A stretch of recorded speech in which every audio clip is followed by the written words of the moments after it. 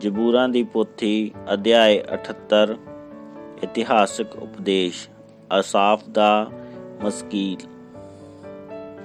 हे ਮੇਰੀ ਪ੍ਰਜਾ, ਮੇਰੀ ਵਿਵਸਥਾ ਉੱਤੇ ਆਪਣਾ ਕੰਨ ਧਰੋ, ਆਪਣੇ ਕੰਨ ਮੇਰੇ ਮੁੱਖ ਵਾਕਾਂ ਉੱਤੇ ਲਾਓ। ਮੈਂ ਆਪਣਾ ਮੂੰਹ ਦ੍ਰਿਸ਼ਟਾਂਤਾਂ ਵਿੱਚ ਖੋਲਾਂਗਾ, ਮੈਂ ਪੁਰਾਣਿਆਂ ਸਮਿਆਂ ਦੀਆਂ ਬੁਝਾਰਤਾਂ ਉਚਾਰਾਂਗਾ, ਜਿਹੜੀਆਂ ਅਸਾਂ ਸੁਣੀਆਂ ਤੇ ਜਾਤੀਆਂ ਅਤੇ ਸਾਡੇ ਪਿਓ ਦਾਦਿਆਂ ਨੇ ਸਾਨੂੰ ਦੱਸੀਆਂ। ਅਸੀਂ ਉਹਨਾਂ ਨੂੰ ਉਹਨਾਂ ਦੀ ਅੰਸ਼ ਤੋਂ ਨਾ ਲੁਕਾਵਾਂਗੇ, ਸਗੋਂ ਆਉਣ ਵਾਲੀ ਪੀੜ੍ਹੀ ਨੂੰ ਯਹੋਵਾ ਦੀ ਉਸਤਤ, ਉਸ ਦੀ ਸ਼ਕਤੀ ਅਤੇ ਅਚਰਜ ਕੰਮ ਜੋ ਉਸਨੇ ਕੀਤੇ ਦੱਸਾਂਗੇ। ਉਸਨੇ ਤਾਂ ਯਾਕੂਬ ਵਿੱਚ ਇੱਕ ਸਾਖੀ ਕਾਇਮ ਕੀਤੀ ਅਤੇ ਇਸਰਾਏਲ ਵਿੱਚ ਇੱਕ ਵਿਵਸਥਾ ਠਹਿਰਾਈ, ਜਿਸ ਦਾ ਹੁਕਮ ਉਸਨੇ ਸਾਡੇ ਪਿਓ ਦਾਦਿਆਂ ਨੂੰ ਦਿੱਤਾ ਭਈ ਉਹ ਆਪਣੀ ਅੰਸ਼ ਨੂੰ ਸਿਖਾਉਣ, ਤਾਂ ਜੋ ਆਉਣ ਵਾਲੀ ਪੀੜ੍ਹੀ ਅਰਥਾਤ ਉਹ ਬੱਚੇ ਜਿਹੜੇ ਜੰਮਣਗੇ ਉਹਨਾਂ ਨੂੰ ਜਾਣ ਲੈਣ ਕਿ ਉਹ ਵੀ ਉੱਠ ਕੇ ਆਪਣੀ ਅੰਸ਼ ਨੂੰ ਦੱਸਣ ਭਈ ਉਹ ਪਰਮੇਸ਼ਰ ਵਿੱਚ ਆਪਣੀ ਆਸ਼ਾ ਰੱਖਣ ਅਤੇ ਪਰਮੇਸ਼ਰ ਦੇ ਕੰਮਾਂ ਨੂੰ ਨਾ ਭੁੱਲਣ, ਪਰ ਉਸ ਦੇ ਹੁਕਮਾਂ ਦੀ ਰਾਖੀ ਕਰਨ ਅਤੇ ਉਹ ਆਪਣੇ ਪਿਓ ਦਾਦਿਆਂ ਵਾਂਗੂ ਨਾ ਹੋਣ। ਇੱਕ ਕੱਬੀ ਤੇ ਆਕੀ ਪੀੜ੍ਹੀ, ਅਜਿਹੀ ਪੀੜ੍ਹੀ ਜਿਸ ਆਪਣਾ ਮਨ ਕਾਇਮ ਨਾ ਰੱਖਿਆ ਅਤੇ ਜਿਸ ਦਾ ਆਤਮਾ ਪਰਮੇਸ਼ਰ ਵਿੱਚ ਦ੍ਰਿੜ ਨਾ ਰਿਹਾ। ਇਫਰਾਇਮ ਦੀ ਅੰਸ਼ ਸ਼ਸਤਰਧਾਰੀ ਹੋ ਕੇ ਤੇ ਧਨੁੱਖ ਲੈ ਕੇ ਲੜਾਈ ਦੇ ਦਿਨ ਪਿੱਛੇ ਮੁੜ ਆਈ। ਉਹਨਾਂ ਨੇ ਪਰਮੇਸ਼ਰ ਦੇ ਨੇਮ ਦੀ ਪਾਲਣਾ ਨਾ ਕੀਤੀ ਅਤੇ ਉਸ ਦੀ ਵਿਵਸਥਾ ਵਿੱਚ ਚੱਲਣ ਤੋਂ ਨਾ ਕੀਤੀ। ਉਹ ਉਸ ਦੇ ਕੰਮਾਂ ਅਤੇ ਅਚਰਜ ਕਰਤੱਬਾਂ ਨੂੰ ਜਿਹੜੇ ਉਸਨੇ ਉਹਨਾਂ ਨੂੰ ਵਿਖਾਏ ਭੁਲਾ ਬੈਠੇ। ਉਹਨਾਂ ਦੇ ਪਿਓ ਦਾਦਿਆਂ ਦੇ ਅੱਗੇ ਮਿਸਰ ਦੇਸ਼ ਵਿੱਚ ਸ਼ੋਨ ਦੀ ਰੜ ਵਿੱਚ ਉਸਨੇ ਇੱਕ ਅਚਰਜ ਕੰਮ ਕੀਤਾ। ਉਸਨੇ ਸਮੁੰਦਰ ਨੂੰ ਚੀਰ ਕੇ ਉਹਨਾਂ ਨੂੰ ਪਾਰ ਲੰਘਾਇਆ ਅਤੇ ਪਾਣੀ ਨੂੰ ਢੇਰ ਵਾਂਗੂ ਖੜਾ ਕਰ ਦਿੱਤਾ। ਉਸਨੇ ਦਿਨ ਨੂੰ ਬੱਦਲ ਨਾਲ ਅਤੇ ਸਾਰੀ ਰਾਤ ਅੱਗ ਦੀ ਲੋ ਨਾਲ ਉਹਨਾਂ ਦੀ ਅਗਵਾਈ ਕੀਤੀ। ਉਸਨੇ ਉਜਾੜ ਵਿੱਚ ਚਟਾਨ ਪਾੜ ਕੇ ਉਹਨਾਂ ਨੂੰ ਜਾਣੀਦਾ ਡੂੰਘਾਈ ਵਿੱਚੋਂ ਬਹੁਤ ਪਾਣੀ ਪਿਲਾਇਆ। ਉਸਨੇ ਢਿੱਗ ਵਿੱਚੋਂ ਧਾਰਾਂ ਕੱਢੀਆਂ ਅਤੇ ਪਾਣੀ ਦਰਿਆਵਾਂ ਵਾਂਗੂ ਵਗਾਇਆ। ਤਾਂ ਉਹਨਾਂ ਨੇ ਉਹਦਾ ਹੋਰ ਵੀ ਪਾਪ ਕੀਤਾ ਅਤੇ ਥਲ ਵਿੱਚ ਅਤ ਮਹਾਨ ਤੋਂ ਆਕੀ ਹੋ ਹੀ ਰਹੇ। ਉਹਨਾਂ ਨੇ ਆਪਣੀਆਂ ਖੁੱਦਿਆਂ ਲਈ ਭੋਜਨ ਮੰਗ ਕੇ ਆਪਣੇ ਮਨ ਵਿੱਚ ਪਰਮੇਸ਼ਰ ਦਾ ਪਰਤਾਵਾ ਕੀਤਾ। ਉਹ ਪਰਮੇਸ਼ਰ ਦੇ ਵਿਰੁੱਧ ਬੋਲੇ। ਉਹਨਾਂ ਨੇ ਆਖਿਆ ਕਿ ਪਰਮੇਸ਼ਰ ਔਜ਼ਾਰ ਵਿੱਚ ਵੀ ਲੰਗਰ ਦਾ ਅਡੰਬਰ ਰਚ ਸਕੇਗਾ। ਵੇਖੋ, ਉਸਨੇ ਚਟਾਨ ਨੂੰ ਮਾਰਿਆ, ਪਾਣੀ ਫੁੱਟ ਨਿਕਲਿਆ ਅਤੇ ਧਾਰਾਂ ਵਗ ਪਈਆਂ। ਕੀ ਉਹ ਰੋਟੀ ਵੀ ਦੇ ਸਕੇਗਾ, ਨਾਲੇ ਆਪਣੀ ਪ੍ਰਜਾ ਨੂੰ ਮਹਾਂਪ੍ਰਸਾਦ ਵੀ ਅਪੜਾਵੇਗਾ? ਇਸ ਲਈ ਜਦ ਯਹੋਵਾ ਨੇ ਸੁਣਿਆ ਤਾਂ ਅਤ ਕ੍ਰੋਧਵਾਨ ਹੋਇਆ ਅਤੇ ਯਾਕੂਬ ਵਿੱਚ ਅੱਗ ਭੜਕੀ, ਨਾਲੇ ਇਸਰਾਏਲ ਉੱਤੇ ਵੀ ਕੋਪ ਹੋਇਆ, ਕਿਉਂਕਿ ਉਹਨਾਂ ਨੇ ਪਰਮੇਸ਼ਰ ਉੱਤੇ ਪ੍ਰਤੀਤ ਨਾ ਕੀਤੀ ਅਤੇ ਉਸ ਦੇ ਬਚਾਓ ਉੱਤੇ ਭਰੋਸਾ ਨਾ ਰੱਖਿਆ। ਤਾਂ ਵੀ ਉਸਨੇ ਉੱਪਰ ਗਗਨ ਨੂੰ ਹੁਕਮ ਦਿੱਤਾ ਅਤੇ ਆਕਾਸ਼ ਦੇ ਦਰਵਾਜ਼ੇ ਖੋਲ੍ਹ ਦਿੱਤੇ ਅਤੇ ਉਹਨਾਂ ਦੇ ਖਾਣ ਲਈ ਮਨ ਵਰਾਇਆ ਅਤੇ ਉਹਨਾਂ ਨੂੰ ਸੁਰਗੀ ਅੰਨ ਦਿੱਤਾ। ਬਲਵੰਤਾਂ ਦੀ ਰੋਟੀ ਇਨਸਾਨ ਨੇ ਖਾਧੀ, ਉਸ ਨੇ ਰਜਵੀਂ ਰੋਟੀ ਘੱਲੀ। ਉਸਨੇ ਆਕਾਸ਼ ਦੇ ਵਿੱਚ ਪੁਰੇ ਦੀ ਹਵਾ ਵਗਾਈ ਅਤੇ ਆਪਣੀ ਸਮਰੱਥਾ ਨਾਲ ਦੱਖਣੀ ਹਵਾ ਚਲਾਈ ਅਤੇ ਉਹਨਾਂ ਉੱਤੇ ਧੂੜ ਵਾਂਗੂ ਮਹਾਂਪ੍ਰਸਾਦ ਅਤੇ ਸਮੁੰਦਰ ਦੀ ਰੇਤ ਵਾਂਗੂ ਪੰਖੇਰੂ ਵਰਾਏ ਅਤੇ ਉਹਨਾਂ ਦੇ ਡੇਰੇ ਵਿੱਚ ਅਤੇ ਉਹਨਾਂ ਦੇ ਵਸੇਬਿਆਂ ਦੇ ਆਲੇ ਦੁਆਲੇ ਗਿਰਾਏ। ਸੋ ਉਹਨਾਂ ਨੇ ਬਹੁਤ ਰੱਜ ਕੇ ਖਾਧਾ ਅਤੇ ਉਸਨੇ ਉਹਨਾਂ ਦੀ ਇੱਛਾ ਨੂੰ ਪੂਰਾ ਕੀਤਾ। ਉਹ ਆਪਣੀ ਹਿਰਸ ਤੋਂ ਨਾ ਹਟੇ। ਉਹਨਾਂ ਦਾ ਖਾਣਾ ਅਜੇ ਉਹਨਾਂ ਦੇ ਮੂੰਹ ਵਿੱਚ ਹੀ ਸੀ ਕਿ ਪਰਮੇਸ਼ਰ ਦਾ ਕ੍ਰੋਧ ਉਹਨਾਂ ਉੱਤੇ ਭੜਕਿਆ ਅਤੇ ਉਸਨੇ ਉਹਨਾਂ ਦੇ ਡਾਢੇ ਮੋਟਿਆਂ ਨੂੰ ਵੱਢ ਸੁੱਟਿਆ ਅਤੇ ਇਸਰਾਏਲ ਦੇ ਗੱਭਰੂਆਂ ਨੂੰ ਨਿਵਾ ਲਿਆ।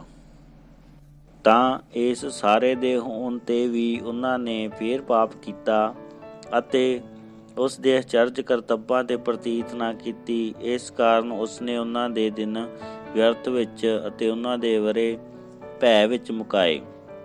ਜਦ ਉਸ ਨੇ ਉਹਨਾਂ ਨੂੰ ਵੱਢਿਆ ਤਾਂ ਉਹਨਾਂ ਨੇ ਉਸ ਦੀ ਭਾਲ ਕੀਤੀ।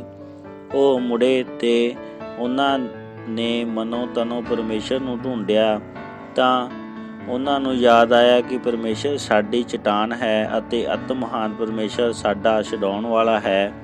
ਉਹਨਾਂ ਨੇ ਆਪਣੇ ਮੂੰਹ ਨਾਲ ਲੱਲੋ ਪੱਤੋ ਕੀਤੇ ਅਤੇ ਆਪਣੀ ਜ਼ੁਬਾਨ ਨਾਲ ਉਸ ਦੇ ਲਈ ਝੂਠ ਮਾਰਿਆ, ਕਿਉਂ ਜੋ ਉਹਨਾਂ ਦੇ ਮਨ ਉਸ ਦੇ ਨਾਲ ਕਾਇਮ ਨਹੀਂ ਸਨ, ਨਾ ਉਹ ਉਸ ਦੇ ਨੇਮ ਵਿੱਚ ਵਫਾਦਾਰ ਰਹੇ। ਪਰ ਉਹ ਰਹਿਮ ਹੋ ਕੇ ਉਹਨਾਂ ਦੀ ਬੁਰਿਆਈ ਨੂੰ ਖਿਮਾ ਕੀਤਾ ਅਤੇ ਉਸ ਨੇ ਉਹਨਾਂ ਦਾ ਨਾਸ਼ ਨਾ ਕੀਤਾ। ਹਾਂ, ਬਹੁਤ ਵਾਰੀ ਉਸ ਨੇ ਆਪਣਾ ਕ੍ਰੋਧ ਰੋਕ ਛੱਡਿਆ ਅਤੇ ਆਪਣਾ ਸਾਰਾ ਗੁੱਸਾ ਨਾ ਭੜਕਾਇਆ। ਉਸ ਨੂੰ ਤਾਂ ਯਾਦ ਸੀ ਕਿ ਉਹ ਨਿਰੇ ਬਸ਼ਰ ਹੀ ਹਨ। ਉਹ ਹਵਾ ਹਨ ਜਿਹੜੀ ਵਗਦੀ ਹੈ ਤੇ ਮੁੜ ਨਹੀਂ ਆਉਂਦੀ। ਕਿੰਨੀ ਵਾਰ ਉਹ ਉਜਾੜ ਵਿੱਚ ਉਸ ਤੋਂ ਆਕੀ ਹੋਇਆ ਅਤੇ ਉਸ ਨੂੰ ਥਲ ਵਿੱਚ ਉਦਾਸ ਕੀਤਾ। ਮੁੜ ਕਿੜ ਉਹਨਾਂ ਨੇ ਪਰਮੇਸ਼ਰ ਨੂੰ ਪਰਤਾਇਆ ਅਤੇ ਇਸਰਾਏਲ ਦੇ ਪਵਿੱਤਰ ਪੁਰਖ ਨੂੰ ਅਕਾਇਆ। ਉਹਨਾਂ ਨੇ ਉਸ ਦੇ ਹੱਥ ਨੂੰ ਚੇਤੇ ਨਾ ਰੱਖਿਆ, ਨਾ ਉਸ ਦਿਨ ਨੂੰ ਜਦ ਉਸ ਨੇ ਉਹਨਾਂ ਨੂੰ ਵਿਰੋਧੀ ਤੋਂ ਛੁਡਾਇਆ, ਜਦ ਉਸ ਨੇ ਮਿਸਰ ਵਿੱਚ ਆਪਣੇ ਨਿਸ਼ਾਨ ਅਤੇ ਸ਼ੋਨ ਦੀ ਜੂਹ ਵਿੱਚ ਆਪਣੇ ਅਚੰਭੇ ਵਿਖਾਏ। ਉਸ ਨੇ ਉਹਨਾਂ ਦੇ ਵਰਿਆਂ ਨੂੰ ਲਹੂ ਬਣਾ ਦਿੱਤਾ, ਨਾਲੇ ਉਹਨਾਂ ਦੀਆਂ ਨਦੀਆਂ ਨੂੰ, ਸੋ ਉਹ ਉਹਨਾਂ ਤੋਂ ਵੀ ਨਾ ਸਕੇ। ਉਸ ਨੇ ਉਹਨਾਂ ਵਿੱਚ ਮੱਖਾਂ ਦੇ ਝੁੰਡ ਕੱਲੇ ਜਿਹੜੇ ਉਹਨਾਂ ਨੂੰ ਖਾ ਗਏ ਅਤੇ ਡੱਡੂ ਜਿਨ੍ਹਾਂ ਨੇ ਉਹਨਾਂ ਦਾ ਸਤਿਆਨਾਸ਼ ਕੀਤਾ। ਉਸ ਨੇ ਉਹਨਾਂ ਦੀ ਪੈਦਾਵਾਰ ਕੀੜਿਆਂ ਨੂੰ ਅਤੇ ਉਹਨਾਂ ਦੀ ਮਿਹਨਤ ਸਲਾਹ ਨੂੰ ਦਿੱਤੀ। ਉਸ ਨੇ ਉਹਨਾਂ ਦੀਆਂ ਦਾਖ ਦੀਆਂ ਵੇਲਾਂ ਨੂੰ ਗੜ੍ਹਿਆਂ ਨਾਲ ਅਤੇ ਉਹਨਾਂ ਦੀਆਂ ਗੁੱਲਰ ਦੀਆਂ ਰੁੱਖਾਂ ਨੂੰ ਵੱਡੇ ਵੱਡੇ ਓਲਿਆਂ ਨਾਲ ਬਰਬਾਦ ਕਰ ਛੁੱਟਿਆ। ਉਸ ਨੇ ਉਹਨਾਂ ਦੇ ਪਸ਼ੂਆਂ ਨੂੰ ਗੜ੍ਹਿਆਂ ਦੇ ਅਤੇ ਉਹਨਾਂ ਦੇ ਵਗਾਂ ਨੂੰ ਤੇਜ਼ ਲਸ਼ਕਾਂ ਦੇ ਹਵਾਲੇ ਕੀਤਾ। ਉਸ ਨੇ ਬੁਰਾਈਆਂ ਦੇ ਦੂਤਾਂ ਨੂੰ ਘੱਲ ਕੇ ਆਪਣੇ ਕ੍ਰੋਧ ਦਾ ਡਾਢਾ ਕਹਿਰ, ਰੋਸਾ, ਗਜ਼ਬ ਅਤੇ ਬਿਪਤਾ ਉਹਨਾਂ ਉੱਤੇ ਪਾ ਦਿੱਤੀ। ਉਸ ਨੇ ਆਪਣੇ ਕ੍ਰੋਧ ਦੇ ਲਈ ਰਾਹ ਸਿੱਧਾ ਕੀਤਾ। ਉਸ ਨੇ ਉਹਨਾਂ ਦੀਆਂ ਜਾਨਾਂ ਨੂੰ ਮੌਤ ਤੋਂ ਨਾ ਰੋਕਿਆ, ਸਗੋਂ ਉਹਨਾਂ ਦੀਆਂ ਹਯਾਤੀਆਂ ਨੂੰ ਬਵਾ ਦੇ ਹਵਾਲੇ ਕੀਤਾ। ਉਸ ਨੇ ਮਿਸਰ ਵਿੱਚ ਸਾਰੇ ਪਲੋਠੇ ਮਾਰ ਸੁੱਟੇ ਜਿਹੜੇ ਹਾਮ ਦੇ ਤੰਬੂ ਵਿੱਚ ਉਹਨਾਂ ਦੀ ਸ਼ਕਤੀ ਦਾ ਮੁੱਢ ਸਨ, ਪਰ ਆਪਣੀ ਪਰਜਾ ਨੂੰ ਭੇਡਾਂ ਵਾਂਗੂ ਲੈ ਤੁਰਿਆ ਅਤੇ ਉਜਾੜ ਵਿੱਚ ਇੱਜੜ ਵਾਂਗੂ ਉਹਨਾਂ ਦੀ ਅਗਵਾਈ ਕੀਤੀ ਅਤੇ ਉਹਨਾਂ ਨੂੰ ਸੁੱਖ ਨਾਲ ਲੈ ਗਿਆ, ਸੋ ਉਹ ਨਾ ਡਰੇ।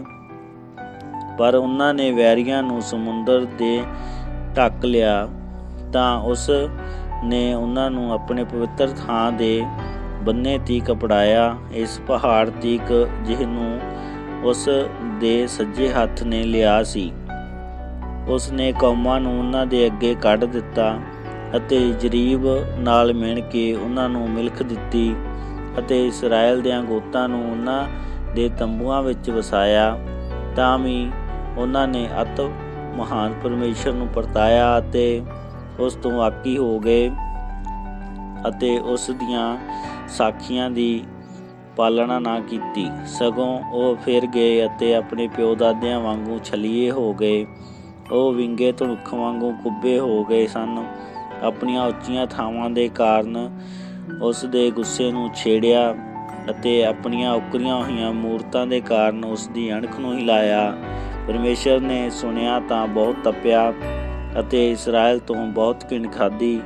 ਉਸ ਨੇ ਸ਼ਿਲੋਹ ਦੇ ਡੇਰੇ ਨੂੰ ਅਤੇ ਉਸ ਤੰਬੂ ਨੂੰ ਜਿਹੜਾ ਉਸ ਨੇ ਆਦਮੀਆਂ ਵਿੱਚ ਖੜਾ ਕੀਤਾ ਸੀ ਛੱਡ ਦਿੱਤਾ।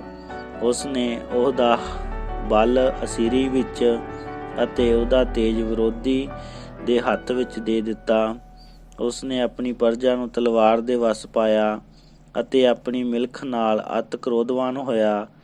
ਉਹਨਾਂ ਦੇ ਗੱਭਰੂਆਂ ਨੂੰ ਅੱਗ ਨੇ ਭਸਮ ਕਰ ਸੁੱਟਿਆ ਅਤੇ ਉਹਨਾਂ ਦੀਆਂ ਕੁਆਰੀਆਂ ਨੇ ਦੇ ਸੁਹਾਗ ਨਾ ਗਾਏ ਗਏ।